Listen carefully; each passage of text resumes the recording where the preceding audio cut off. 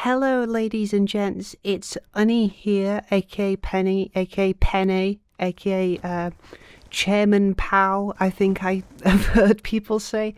And welcome back to PennySpeaks, on a channel where I have told stories from my life, whether that is about teachers from school or documenting my entire transition.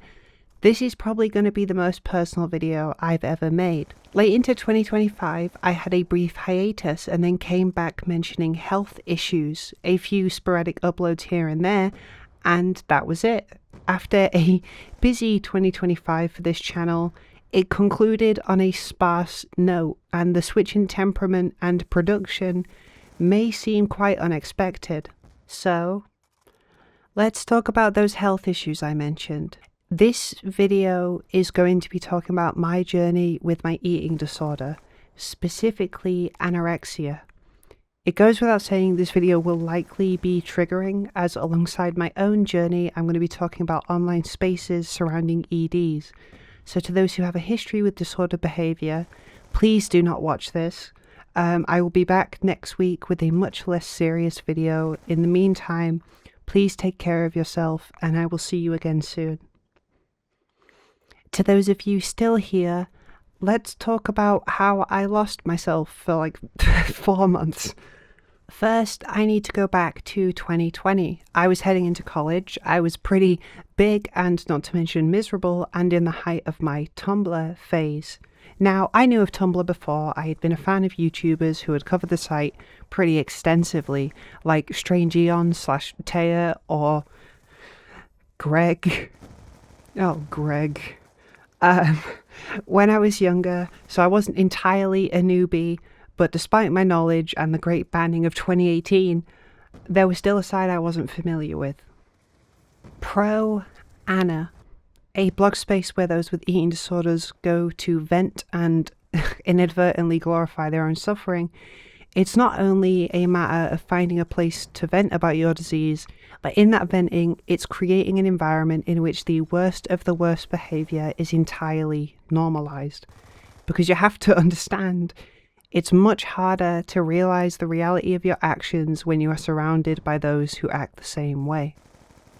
And this is where I found myself for a few months. Now, I would give more detail if I could, but I cannot, because when your brain is trying to survive, it doesn't have much energy to try and remember things.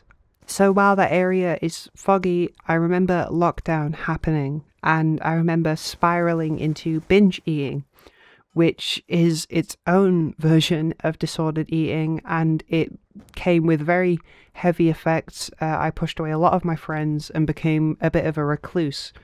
But thankfully, due to the people around me, I started going to the gym and losing weight in a healthy manner. But the healthy in that healthy manner is a bit debatable. I worked out a lot. I went on the Stairmaster a lot. I ran a lot. I refused to miss a day of the gym. And while at the time I called it discipline, looking back, knowing what I know now, I wonder how healthy it truly was. So yeah, that's about 5 years of Penny lore wrapped up in a bow for you. So let's talk about 2025. Heading into August of this year, I was in a pretty weird time in my life. Friends and family were seemingly more settled than ever.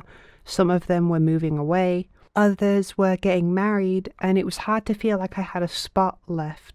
I spoke in a previous video about obsession, a need for constant action, and when life gets still, I think that's when things like this become most dangerous. But before I dive into it, I just want you to listen to this old clip because I think it will give some context. But it's not a hole you want to go down. It's full of eating and body image issues that take years and years to recover from. Trans girls are not immune to the same messaging that cis girls had to deal with growing up, especially if you're in your late teens / early 20s like me. The messaging was everywhere, but we also take that on an extra amount, not to make it competitive between trans and cis women because we are all together, but because we tie those beauty standards into our validity as women, we tend to take it even further. Listening to that, it's clear that I knew better, and despite that, I still fell into this. And that is a lesson in how these things work. So, Heading back from my holiday, I was unhappy with how I looked, and not to mention some other things. I was resolute it was time for me to drop some weight, and this is where it all started. From being good to skipping breakfast and seeing how long I could go, things derailed quickly. I think the moment that really set it in for me that something was wrong was one day while at work, while microwaving my rice, I could not help but pace up and down the kitchen, trying to burn the calories before I had even eaten them.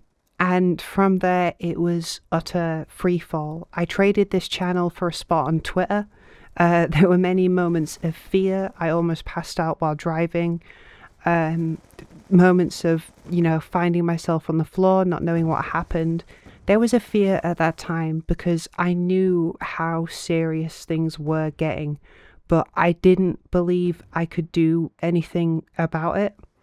I have spoken to drug addicts in recovery before, some I have even called family, and I don't think it's much different. Feeling like the thing ruining everything is the only thing that can save you.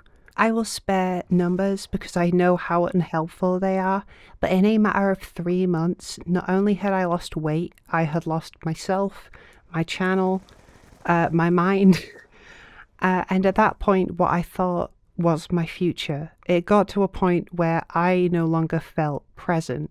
Every day was the same, heading down this path where there was no energy to work on anything else. There was no writing, no editing, barely talking to any friends outside of those in the same disordered spaces as me. My life began to be lived 5 minutes at a time. It was a constant journey to get to the next hour, constantly thinking and obsessing of, what I'm going to do and how I'm going to get through the day, because I just had to keep setting goals to stay awake and stay functional. I cannot explain to you the feeling of losing yourself, but the emptiness anorexia leaves you with is not only physical, it's the slow dwindling of all of your hopes and dreams. It's losing not only yourself, but your future, as slowly all of your dreams and desires become one singular objective. Rot.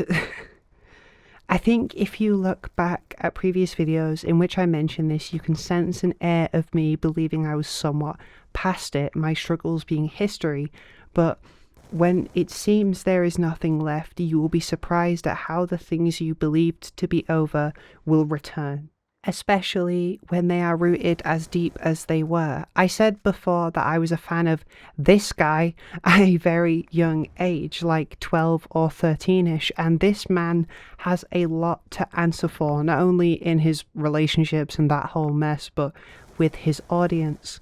While Onision claims to be helpful, there are a lot of videos and posts explaining how his attitudes have led to EDs. And without really knowing, I had ingested these attitudes and I had applied them to myself. I had subconsciously kept the attitudes I grew up with in the 2000s, and suddenly the question of how did this happen seems more like a long time coming than a side-blinding episode that I couldn't expect. Eventually, it got to a point where it was recovery or saying goodbye to those who truly cared about me, and I think the fear of that was enough to maybe think, this isn't what I want. Of course, I knew it wasn't what I wanted. I was very scared, but it was enough to sort of scare me straight and be like, okay, I have to at least try to stop this, even if I don't know how. Because I could see people not knowing what to do. I could see people scared, and I knew it was a matter of time until people walked away, which terrified me beyond belief, because I knew how far I'd go. I knew how far I wanted to go, and with no one around, I knew I could do that with ease, and that's terrifying. I think it's only now, in retrospect, I can understand how terrified those around me must have been, because they knew as much as I did. They couldn't be around me 24/7. No one could really stop me, no matter if they wanted to or how much I wanted them to. It was up to me alone. And yes, while they could be there by my side and try and help me and talk to me, it was my choice alone on whether or not I wanted to get worse or better. And they would only see which one I had been choosing if I let them. If I didn't wear a baggy cardigan or jumper, only then could they see which decision I had been making every day. To finish this section talking about me, it's been a few months now, and it's still not easy, but finally I don't want that anymore. I feel like myself again, which is why I'm back on this channel, and I have a purpose beyond controlling my intake. It's not easy, and I won't lie and say I don't have bad days, but ultimately I'm still here. I'm still playing Call of Duty, still making the shitty edits I was before, and weirdly, I couldn't be more grateful. I understand I'm being given a second chance, and that's something I'm trying to remind myself. For now, that's all I want to talk about me, but I would be remiss to not mention how others are struggling. Please listen to me when I say this. If you have trans people in your life, check on them. Eating disorders appear at a 34 to 38.8% rate in trans people.